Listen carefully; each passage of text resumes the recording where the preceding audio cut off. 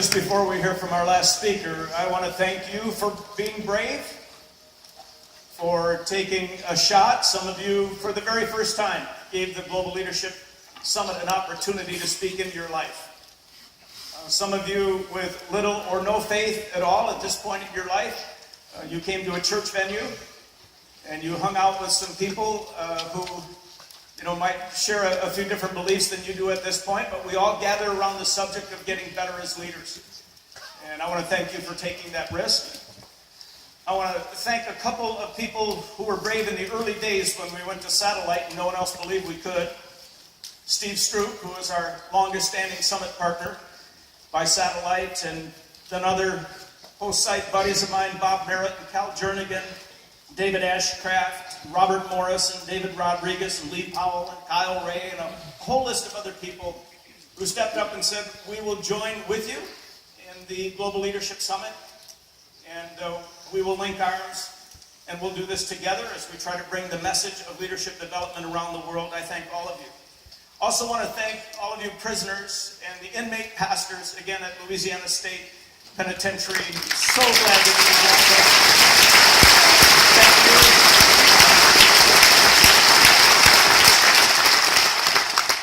Speaking of bravery, a few months ago, the Willow Creeck Association board met and decided that we needed to figure out where the future of the summit was going. They made a very bold, brave, faith-filled decision that we would like to bring the summit to 500,000 leaders by 2020. This year, it'll be about 200,000 leaders. So to think of growing the summit to 500,000 leaders is quite a faith step. Now, we don't do this because we have some, vision of ourselves being that important. We just see a world in trouble.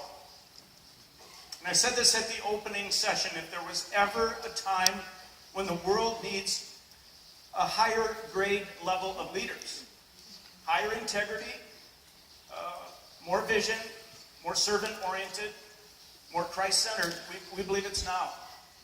And we think to match the need in our world, we need to grow the summit and other leadership development events that will just offer to our world better leaders and leaders of tomorrow.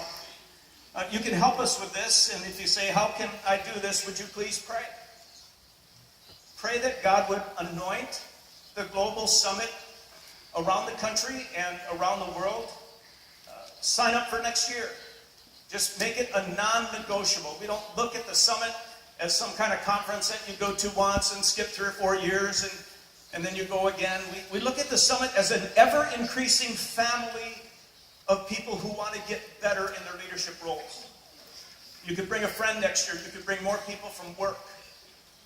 You could become a summit site. There's a lot of venues around the country, and we'd like to be in more venues, in more businesses, in more non-for-profits. We'd like to be in more prisons. Because wherever you go, we need better leaders, so you can contact us about that.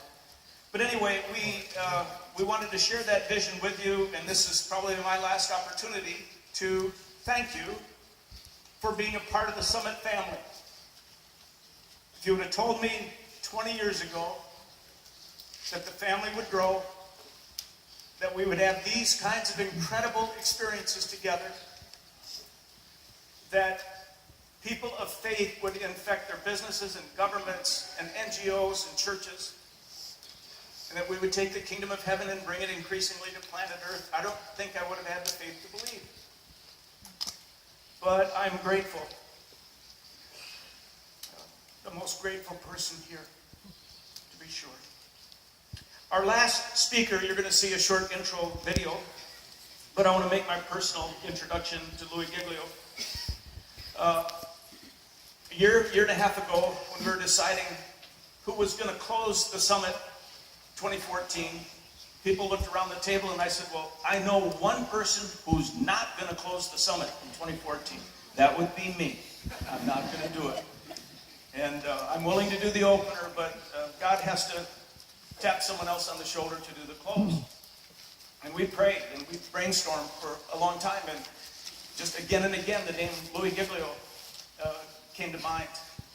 And Louis has been a friend for a couple of years now. I've known of him, but we've become pretty good friends in the last couple of years. We were just in Australia together, and you're going to really be glad that you stayed to the end, because this is a uniquely gifted and anointed individual who's going to kind of say a closing word, just a closing word to wrap things up. And then you can go and take all of this great learning that you had, and you can actually put some shoe leather around it and bring it to the streets. So let's watch this, and then we'll welcome Louis.